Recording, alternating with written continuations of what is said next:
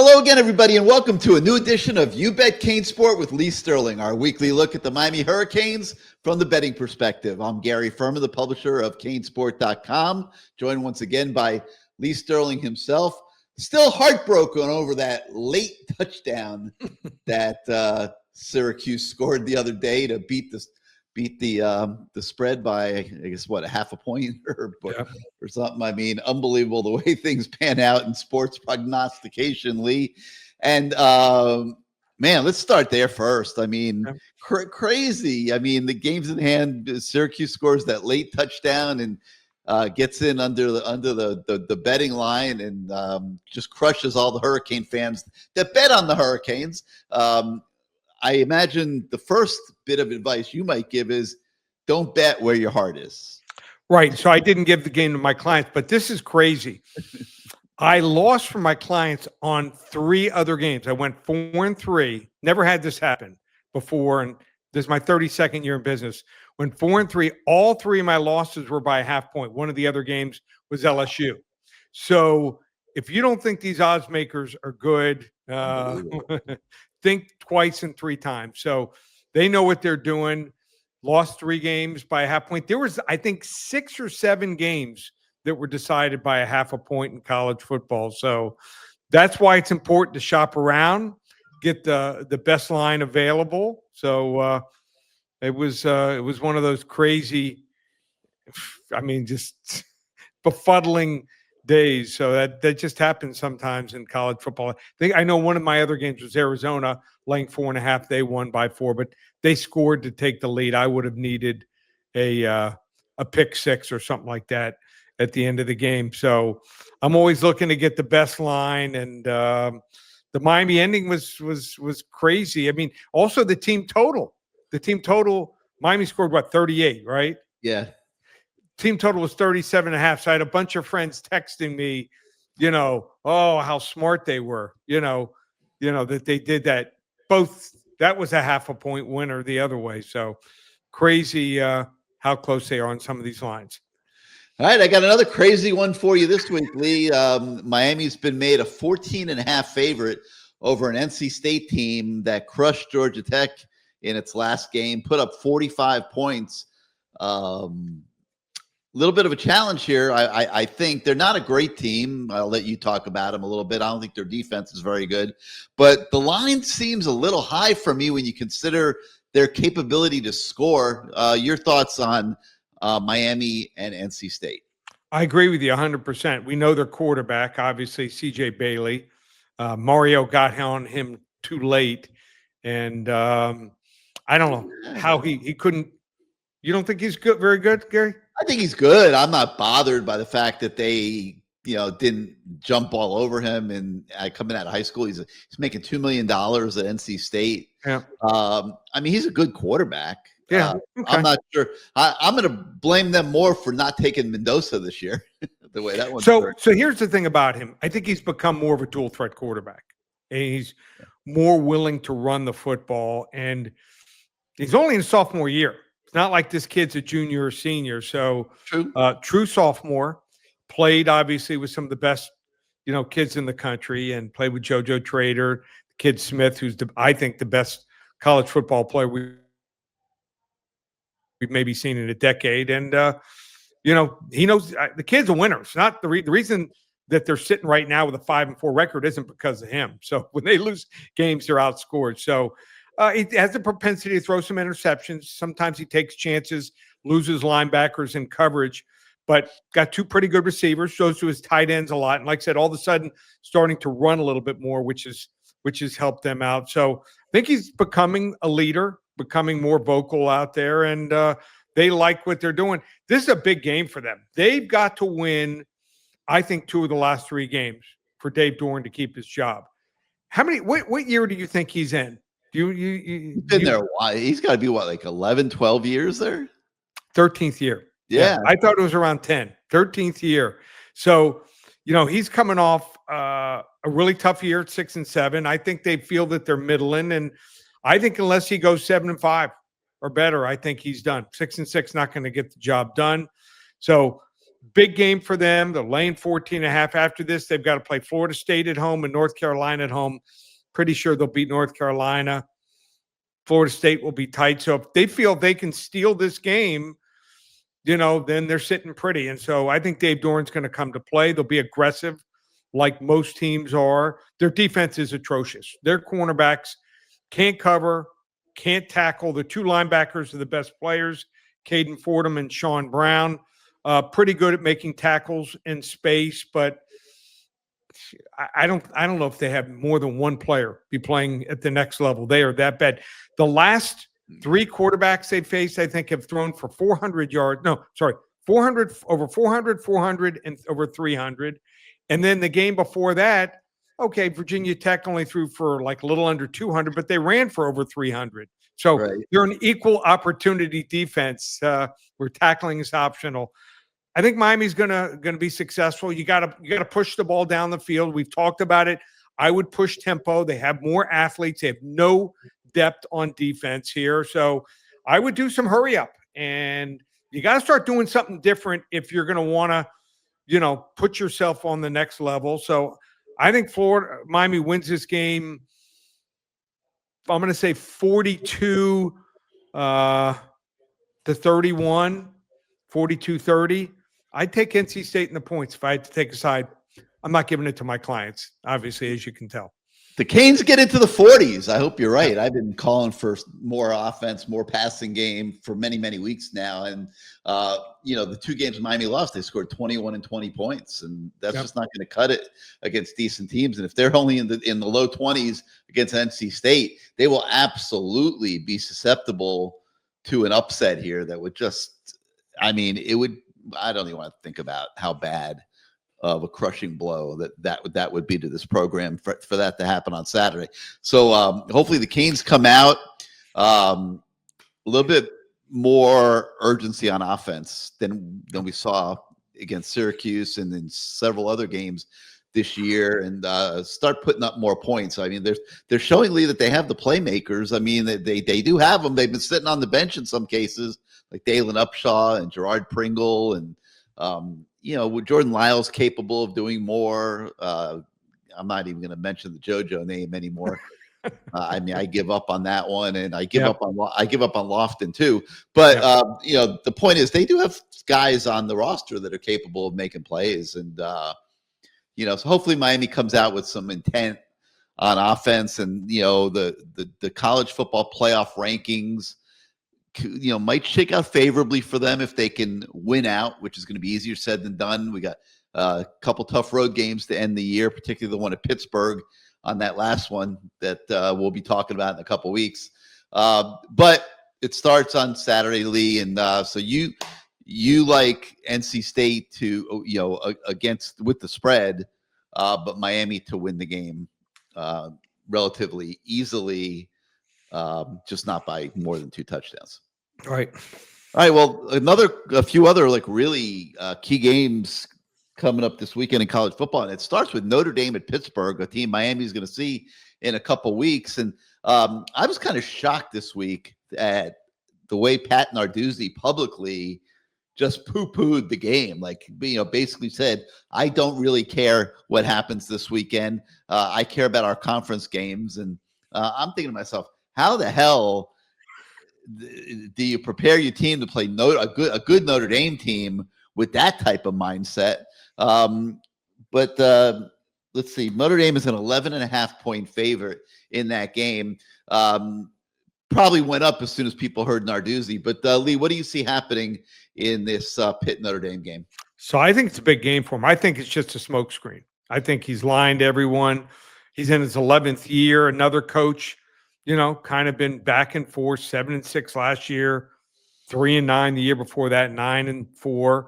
I think he's got to finish strong. I think if he loses to Notre Dame, Georgia Tech, and Miami, I think he's going to be out. So I think he's going to give it a shot here. I like his quarterback, kid Mason Henschel, true freshman. If they were playing on the road, I would not even look at them. I would say they're going to get blown out.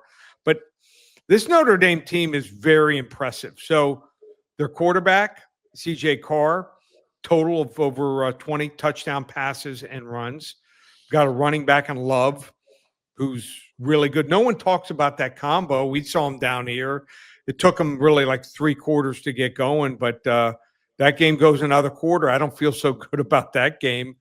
And they're blowing teams out. I mean, they've had to play some pretty tough teams, and people, not great teams, but teams like Boise State. Boise State thought of as a good team, blew them out. So 3 of their 7 wins have been against quality teams that people thought might get into the college football playoff. Some other teams like Arkansas have some athletes, but they're winning by an average of over 26 points a game, those 7 wins. So I'm impressed here. I think that in the end, I just think that Notre Dame's just a little bit more solid in every position here. And, if he falls behind by double digits, then he's got a tough decision. Does he go for it and show everything, try to get back in the game, Narduzzi, or does he play for next week? So tough game, not giving it to my clients, but I like Notre Dame here. I think they win this game something like 35-20. Notre Dame's been on the ascent since they played Miami opening night. Miami has probably not been at that level, maybe since. Isn't that crazy? Most teams get better as the year goes on, and Miami's last few years gotten worse. They're just sort of like floundering through the season. I mean, it's hard. It's amazing you say that with a 2-loss team, but the point totals in those 2 losses was not very good. The offense has really been struggling, slow starts or slow finishes, and isn't putting complete games together. If Miami and Notre Dame played at Hard Rock Stadium this weekend, and similar scenario to the opening game of the season, who's favored? Oh, Notre Dame would be favored right They now. would be favored at Hard Rock Stadium. Oh yeah, by how much? Favored by a couple points. Yeah, a couple. But they were favored in the first game too. Yeah, they were favored in that game. So yeah, it's interesting, man, how these football seasons go. It's bizarre, But if you're the Hurricanes, you got to hope you can find some magic again and build off of that middle of the game. This is going to be interesting for Mario. I think this is going to define what he is as a coach. Can he pull this team together? Defense hasn't been bad. No, consistent all year. Yeah. I mean, overtime against SMU was horrendous, but other than that, you got to be the leader of men, and you got to pull them together and say, listen, we got a shot here. You want to take a shot and ride with me, or are we going to be like past years and just let it all go, let it all slip away? Yeah, I mean, it's crazy. All right, another interesting game this weekend is Texas at Georgia. Georgia's a 6-point favorite in that game. Texas, for some crazy reason, was placed above Miami in the college football playoff rankings. I don't think it matters. I don't see them winning out. But what happens when they go to Georgia this weekend? So I don't see them winning out. Here's what's crazy. Yeah, like you said, they have 2 losses, and they won 2 games in overtime against bottom feeders. Kentucky and Mississippi State got outplayed in both games. Mississippi State, when they got to the 1-yard line, first down, ran 4 times right up the middle. I mean, it was one of the dumbest possessions on the goal line I've ever seen. So, Texas is very fortunate. I will say this, though. They're playing better football. And I love rematch games. So for last year, I don't know if you remember, it's going all the way back. It's been almost a season and a half ago. I had Georgia. Everyone was talking about Texas, building them up, and Georgia, had absolutely given no chance by anyone to win that game, and they dominated Texas. So now I love the rematch game where a team that was totally overconfident last year in Texas, shoes on the other foot. They need a win here if they want a chance to get in the college football playoff. If they lose, I think they're going to be done. They could be done if they lose to Texas A&M in a couple of weeks anyway.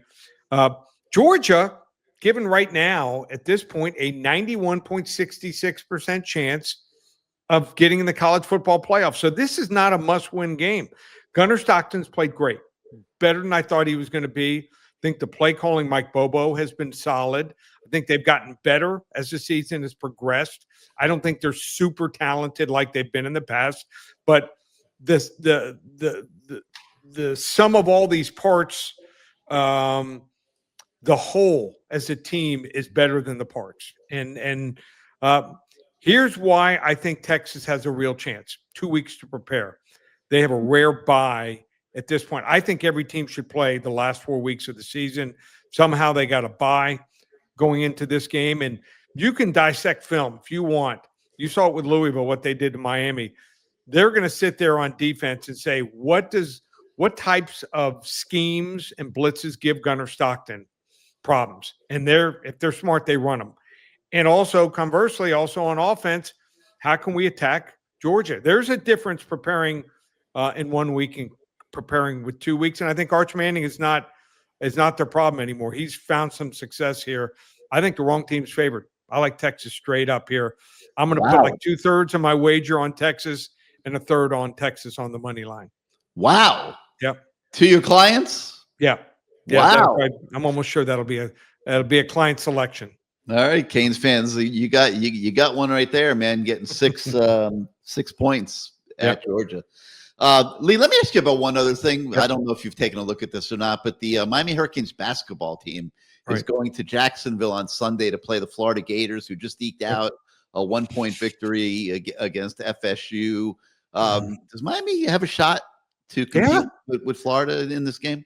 Yeah, it's easier to figure out Florida because at least they played better competition. I saw that.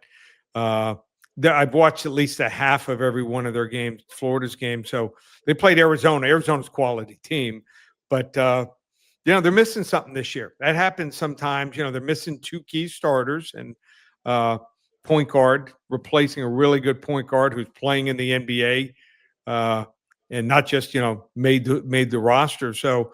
Yeah, they got a chance. We don't know how good they are yet because they haven't played anyone. We need this game Sunday bad. Yeah, just they win this game, they're gonna put themselves on the map. Yeah. I don't know if they'll make it into the top 25, but they'll at least get receiving votes. They'll be on the radar, for sure, if they win this one. So how do you find time, before I let you go here, how do you find time to watch all of these games? Like, do you only sleep like an hour a night? Like, I sleep about 5.5 hours a night. So what I do is TiVo must be like insane. Most of the games are on tape. So I have 3 TVs and I have 3 computer screens, and I've conditioned myself where during a Saturday and a Sunday, I can watch the 3 games. One's almost always on a commercial. So I've got a 70-inch and 2 55s below it. And I've got 2 computers on either side of me. So I just have conditioned myself, and I have a notepad where I'm taking notes on games. So, I think it's important to take notes. And I mean, there's some times, watching these MAC games, you don't see much, but we're even doing well in the MAC this year in college football. Won both games last week, and so far I've won one this week. So it wasn't easy early, but sometimes as you see a lot of games, you see some patterns erupt. And I know certain players, like even in the MAC, certain teams can't do without a running quarterback if they're playing in bad weather. So, looking for the edge. I can go some weeks where I don't play a Tuesday, Wednesday, Thursday game, and there's 8 or 10 of them out there. And then some weeks like this week, we're playing something almost every single day. So if I'm betting the game and I feel strongly about it, I'll give it to my clients. Otherwise, we take a pass and learn to live to fight another day. And do you tape a lot of games and watch them on record? Gotcha. Yeah, and you can find them on YouTube now too. So you can find almost every game on YouTube. You can find condensed games too, so that'll cut your time a little bit. Yeah. All right. What anything special going on at ParamountSports.com this week? So NFL has been king. We've been winning in the college football. Went 3-2 and 4-3 the last 2 weeks on Saturday, but a lot of close losses. Winning, but I'd like to do even better. If you want to get the rest of the month, we don't call it November, we call it Dovember. Get every single game through the end of the month. If you use coupon code SAVE200, $297 works out to $100 a week. And NFL has been king for us. 31-9 run, went 4-1 again last week. So we're on a 31-9 run the last 8 weeks. It's over 78%. So you want to hop on. It's called Lee's NFL Sunday Golden Ticket. 5 games every Sunday. We text them to you by noon on Friday. So you're ready to go. You're going to get the best lines. You're not waiting until Saturday night or Sunday morning. $197 trial. So 4 weeks, total 20 plays. Lee's NFL Sunday Golden Ticket. And also we do the UFC, having a great year in the UFC. We won 17 of the last 23 cards. Have a rare 40 to 50 unit max wager there on the pay-per-view. 5 selections, $55. ParamountSports.com. All right, Lee. Well, we'll see how the Hurricanes do against NC State this weekend, and we'll chop it up about it next week. So for Lee Sterling, I'm Gary Furman. Thank you so much for watching again this week, everybody, and we'll see you next time.